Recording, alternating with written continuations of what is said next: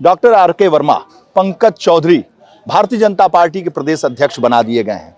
Kurmi voter में सेंधमारी Bharatiya Janata party करना चाहती है। आप कितना सहमत हैं कि कुर्मी भाजपा अध्यक्ष की वजह से, प्रदेश अध्यक्ष की वजह से 27 में बीजेपी की नैया पार लगाएंगे?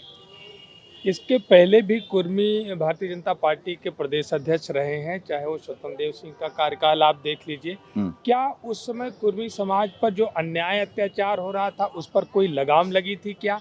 या जो समूचे पिछड़े वर्ग को ले लें तो जो पिछड़े वर्ग के लोगों के आरक्षण के साथ जो धोखाधड़ी हो रही थी, क्या उस पर कोई लगाम लगा था क्या? अभी जो पंकज चौधरी जी की आप बात कर रहे हैं, एक उनकी पार्टी के विधायक योगेश वर्मा जी हैं। मुझे तो नाम लेने में भी बड़ा कष्ट होता है। किस तरीके से सरेआम माननीय मुख्यमंत्री जी के स्वजाती लोगों ने सरेआम पब्लिक के बीच में थप्पड़ मारा। क्या वो थप्पड़ योगेश वर्मा जी को ही लगा क्या? समाज पर नहीं लगा क्या? समाज के स्वाभिमान पर नहीं लगा क्या? क्या उसकी वापसी जो है पंकज चौधरी जी करा सकते हैं क्या? कैसे जवाब देंगे? कैसे विश्वास दिलाएंगे? अभी आपने देखा लेखपालों की भर्ती आई है, 16% का रिजर्वेशन पिछड़ी जातियों को दिया जा रहा है। तो आप समझ सकते हैं कि भारतीय जनता पार्टी का जो संस्कार है वो पिछड़ा दलित विरोधी संस्कार है, अल्पसंख्यक विरोधी संस्कार है। तो वो कितना भी मुखौटा लगा करके बैठा दे किसी को, पिछड़ी जात में किसी भी बिरादरी को बैठा दे या दलित बिरादरी में से किसी भी बिरादरी को बैठा दे, लेकिन दलित और पिछड़ों को यह विश्वास नहीं होगा कि भारतीय जनता पार्टी कभी भी उनका भला कर सकती है। और ये चूंकि पहले अवसर दिया जाता है, 2014 में पिछड़े और दलितों ने अवसर दिया भारतीय जनता पार्टी को, 2017 में अवसर दिया, 2019 में अवसर दिया, 2022 तक अवसर दिया, लेकिन उसके बाद उनके पाप की पराकाष्ठा हो चुकी। और जिसका परिणाम है कि आपने देखा कि 2024 में बड़े पैमाने पर पिछड़ा और दलित और कुर्मी तो 90% भारतीय जनता पार्टी गठबंधन को छोड़ करके समाजवादी पार्टी के साथ है और समाजवादी पार्टी के सभी प्रत्याशियों को जिताने में अपना योगदान दिया। आप अनुप्रिया पटेल के साथ रहे, उनके प्रदेश अध्यक्ष भी रहे, विधानमंडल दल के नेता भी रहे, पार्टी को आपने छोड़ा भी। आप अनुप्रिया पटेल और अपना दल एस को भी बेहतर तरीके से जानते हैं। जो 2024 का चुनाव था, अनुप्रिया पटेल और अपना दल एस बीजेपी गठबंधन को, कुर्मी वोटर्स को वोट दिलाने में नाकाम साबित हुआ। देखिए, आप पहले उनकी सीट से ये आंकड़ा आप ले लीजिए कि जहां अनुप्रिया पटेल जी 3.5 लाख वोट से जीतती थी, वहां पर वो 50,000 पर आ गई। जहां पर पंकज चौधरी जी 3 लाख वोट से जीतते थे, वहां पर 50,000 से आ गए। तो आप समझ सकते हैं 2-2, 2.5 लाख वोट इनका कम हुआ, तो इनके समाज का विश्वास ही टूटा हो। अब इनके भरोसे आप भारतीय जनता पार्टी की नैया पार कराना चाहते हैं, जो असंभव है। देखिए, अपना दल की जो बात थी, अपना दल पहले डॉक्टर सोनीलाल पटेल ने जो आवाज लगाई थी, हम सब लोगों ने उनके साथ काम किया था। और पहले चुनाव से लेकर के जो पहला लोकसभा का चुनाव, मैं तो इलाहाबाद का उस समय प्रवक्ता हुआ करता था जब पहला चुनाव 1995 में लड़ाया गया था अपना दल से। उस समय से लेकर के अभी तक मैं देख रहा हूँ इतना अविश्वास और एक जो लोकतांत्रिक प्रक्रिया होती है किसी भी दल में, वो भावना ही नहीं है। केवल प्राइवेट लिमिटेड कंपनी, आप समझ सकते हैं। इसके पहले अनुप्रिया पटेल जी का पद क्या था? राष्ट्रीय अध्यक्ष। आशीष पटेल जी का पद क्या था? कार्यवाहक राष्ट्रीय अध्यक्ष। तब आप समझ सकते हैं कि इतना अविश्वास है, एक दूसरे पर विश्वास नहीं कर पा रहे हैं। और मैं तो वो शख्स हूँ जो परिवार के झगड़ों को मैंने देखा।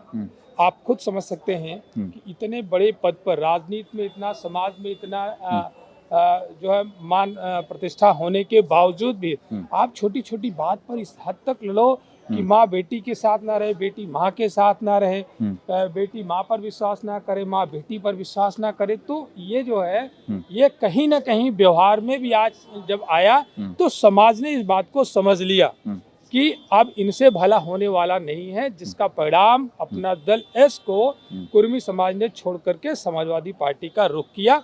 और जितना 2024 में आया था उससे भी कहीं ज्यादा 2027 में समाजवादी पार्टी के साथ खड़ा होगा। तो ये जो अनुप्रिया पटेल हैं या अपना दल सोनेलाल है, ये कुर्मी राजनीति करते हैं।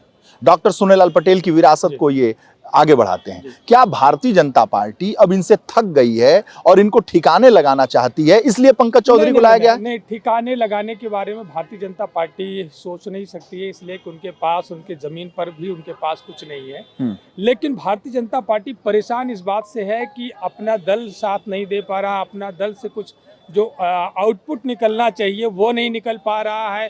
और उन्होंने एक स्वतंत्र देव पटेल जी को प्रदेश अध्यक्ष बनाया, उनसे भी कुछ नहीं निकला।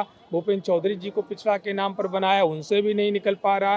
पंकज चौधरी जी को लाने के पीछे उनका एक मकसद है, वो घबराए हुए हैं। समूची भारतीय जनता पार्टी घबराई हुई है कि जिस तरीके से 2024 में समाजवादी पार्टी ने भारतीय जनता पार्टी को हराया था, 2027 में अगर हरा दिए तो उसके बाद इनकी केंद्र में सरकार बनना खत्म हो जाएगी।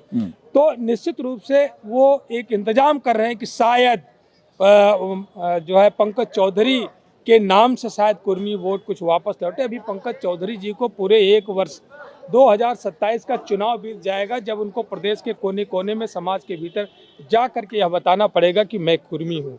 क्योंकि आज तक जहाँ कुर्मी समाज के साथ अन्याय अत्याचार हुआ, बादा में कुर्मी की हत्या की गई, फतेहपुर में हत्या की गई, पूर्वांचल में नाम ले करके, जाति का नाम ले करके लोगों ने गालियाँ, शूद्र न जाने क्या क्या कहा, तो क्या कभी भी आज तक पंकज चौधरी ने बात की? मैंने अभी कहा कि योगेश वर्मा भारतीय जनता पार्टी के विधायक और मुख्यमंत्री जी के स्वजतियों ने सार्वजनिक रूप से थप्पड़ मारा उनको, और उन लोगों ने आंदोलन किया, वहां पर अनशन किया। क्या पंकज चौधरी जी अपने विधायक का ही सम्मान बचाने के लिए गए? अगर वो अपने विधायक के सम्मान के साथ खड़े नहीं हो सकते, उसके स्वाभिमान के साथ खड़े नहीं हो सकते, तो समाज के स्वाभिमान की रखवाली कैसे करेंगे? इसलिए समाज को पता है कि जो समाज की बात कर रहा है, जो पिछड़ों की बात कर रहा है, जो दलितों की बात कर रहा है, अच्छा ये बताइए, पंकज चौधरी तो भविष्य में मुख्यमंत्री भी हो सकते हैं भारतीय जनता पार्टी के, लेकिन समाजवादी पार्टी में जो कुर्मी है वो तो दोयम दर्जे पे ही रहेगा ना, वो तो यादव के बाद ही रहेगा ना। देखिए हम लोग क्या कहते हैं, हम लोग कहते हैं जन्म से नहीं कर्म की बात करो। अगर भारतीय जनता पार्टी की तरफ से कोई मुख्यमंत्री भी अगर हो जाता है, तब भी वह पिछड़ों का भला नहीं कर पाएगा। इस बात को आज समाज समझ चुका है। जो मंत्री है, अगर मंत्री अपने विभाग में अपने समाज के साथ न्याय नहीं कर सकता है, अगर वो मुख्यमंत्री बनेगा तो प्रदेश में समाज के साथ न्याय कैसे करेगा, ये सबको पता है। इसलिए कि भारतीय जनता पार्टी की ये संस्कार में है कि उसकी जो लक्ष्मण रेखा खींची गई है, उस रेखा के पार नहीं। बात यह है कि जब नरेंद्र मोदी पिछड़ा देश के प्रधानमंत्री हो सकते हैं भारतीय जनता पार्टी में, पंकज चौधरी को प्रदेश अध्यक्ष बनाया है। मैं सिर्फ ये सवाल करना चाहता हूं कि समाजवादी पार्टी में क्या यादव से बड़ी भूमिका कुर्मी की हो सकती है? लेकिन भारतीय जनता पार्टी में तो वो प्रदेश अध्यक्ष हैं और भविष्य में मुख्यमंत्री भी बन सकते हैं। देखिए मैं क्या कह रहा हूं, यही मुखौटा जो नरेंद्र मोदी जी ने पहले पिछड़ों की संवेदना खींचने का काम किया था कि मैं पिछड़ी जाति का बेटा हूं, बड़े भारी मंच से उन्होंने कहा था, और पिछड़ों को विश्वास हुआ था कि शायद नरेंद्र मोदी के नाम पर पिछड़ों का भला हो जाए, नरेंद्र मोदी पिछड़ों की बात करें। लेकिन आज तक पिछड़ों के नाम पर कोई काम नहीं किया गया। अभी आप मोदी जी को छोड़िए, मैं जो सवाल ये कर रहा हूं इसका जवाब दीजिए कि दोयम दर्जे की स्थिति तो रहेगी। मैंने क्या कहा? आप इस स्थिति को दोयम दर्जे की बात कर रहे हैं। मुख्यमंत्री होने के बावजूद भी व्यक्ति दोयम दर्जे में रहता है। वो किसी के इशारे पर अगर काम करे, जब मोहन यादव को वो मुख्यमंत्री बना सकते हैं, भजन लाल ब्राह्मण को बना सकते हैं, रेखा गुप्ता को दिल्ली में बना सकते हैं, तो भविष्य में यूपी का मुख्यमंत्री तो कुर्मी हो सकता है। बात कर लेते हैं, मोहन यादव जी पिछड़े हैं, और एक पिछड़े वर्ग का एक IAS जो है संतोष वर्मा ने केवल बराबरी की बात करी, रोटी बेटी के रिश्ते की बात करी, उसको बर्खास्त करने की बात हो गई। लेकिन मोहन यादव कहाँ रहे? मोहन यादव जैसे प्रदेश के और अन्य जहां भारतीय जनता पार्टी की सरकार है, पिछड़ों को मुख्यमंत्री बनाया है, किसी की आवाज आई क्या? किसी ने उसका कुल मिलाकर ये बताइए। कुल मिलाकर के बात यह है कि भारतीय जनता पार्टी काट का उल्लू बना करके, चाहे वो मुख्यमंत्री की पोस्ट हो या मंत्री की पोस्ट हो, काट का उल्लू बना करके रखते हो। अपने समाज की बात नहीं कर सकता, समाज की खुशहाली के लिए काम नहीं कर सकता, लेकिन उसको भारतीय जनता पार्टी के इशारे पर ही काम करना पड़ेगा। सर, जिस तरीके से कुर्मी बिरादरी को साधने के लिए पंकज चौधरी को लाया गया कि नहीं लाया गया, इतना नो डाउट। हाँ, कुर्मी बिरादरी को साधने के लिए ही पंकज चौधरी को लाया गया है। वो घबराए हुए लोग हैं, लेकिन मैंने बता दिया। मैं एक चीज जानना चाहता हूं कि आखिर कुर्मी में ऐसा क्या है कि स्वतंत्र देव सिंह पटेल 22 में बीजेपी ने बनाया, 24 में कुर्मी डिग गए, तो फिर 27 जीतने के लिए पंकज चौधरी को बनाया गया है। आखिर कुर्मी बिरादरी में ऐसा क्या है? देखिए, एक तो बहुत बड़ी संख्या है, आज की भी तारीख में 40 से ज़्यादा विधायक कुर्मी बिरादरी के हैं। हाँ। और मुझे लगता है कि अगर ठीक ढंग से अगर टिकट दिया जाए तो 50 से ज़्यादा विधायक हमेशा कुर्मी बिरादरी से जीत करके आएंगे। तो जो बात जो आपने कही कि ऐसा क्या है, तो जो कुर्मी बिरादरी है पूरे प्रदेश में एक जैसी, एक किसी को नेता नहीं मानती है। जैसे हमारा प्रयागराज मंडल का जो कुर्मी है वो अलग धारणा वाला है। किसका है वो? हम लोग अपने आप में खुद, हमारे यहाँ क्या है, हम किसी को नेता नहीं मानते हैं। हमने किसी, जैसे आप पहले इसके पहले भी देखेंगे और अन्य नेता रहे हैं, तो जो प्रयागराज का कुर्मी रहा, स्थानीय लोगों को हमेशा नेता माना। राम पूजन पटेल जी रहे, उनको नेता माना, उनको बड़े समय पर उनको सम्मान दिया, है ना। इसी तरीके से जो पूर्वांचल का कुर्मी है, वो सैंथवार जो कुर्मी है, वो दूसरे को नेता नहीं मान पाते। चौधरी साहब जो है वो जो पंकज चौधरी की बात है, पंकज चौधरी महाराजगंज के एक लोकप्रिय सांसद हो सकते हैं, वहां के नेता हो सकते हैं, लेकिन प्रदेश के नेता नहीं। उनको तो अंबेडकर नगर तक के लोग नहीं मानते हैं। उनको कानपुर वाला कैसे मानेगा, उनको बरेली वाला कैसे मानेगा, उनको फर्रुखाबाद वाला कैसे मानेगा। तो निश्चित रूप से कुर्मी समाज में अभी कोई ऐसी लीडरशिप नहीं है कि एक व्यक्ति के नाम पर पूरा समाज खड़ा हो जाए। पल्लवी पटेल और किसी के नाम पर भी नहीं, अनुप्रिया किसी पटेल के भी नाम पर नहीं। आज मैं कह रहा हूं कि अनुप्रिया पटेल, आप देख लीजिए, कभी लड़ाए हों चुनाव, जब कृष्णा जी जो चुनाव लड़ती थी कानपुर से, उनका क्या हश्र होता था, और बरेली से जो है, बरेली में क्या हाल रहा है। तो अभी भी जो बात, जो कड़वा सच है वो यही है कि कुर्मी समाज पूरे उत्तर प्रदेश में अलग अलग खंडों में बटा हुआ है और किसी को भी नेता, एक नेता नहीं मानता है। हाँ, वहां पर लोकल लीडरशिप जो है वही कुर्मी समाज को आगे ले जाती है। पंकज चौधरी भविष्य में बीजेपी की नैया पार लगा पाएंगे कि नहीं लगा पाएंगे? असंभव, असंभव। बीजेपी इससे बहुत दूर जा चुकी है और उसकी अब वापसी कहीं से भी संभव नहीं है।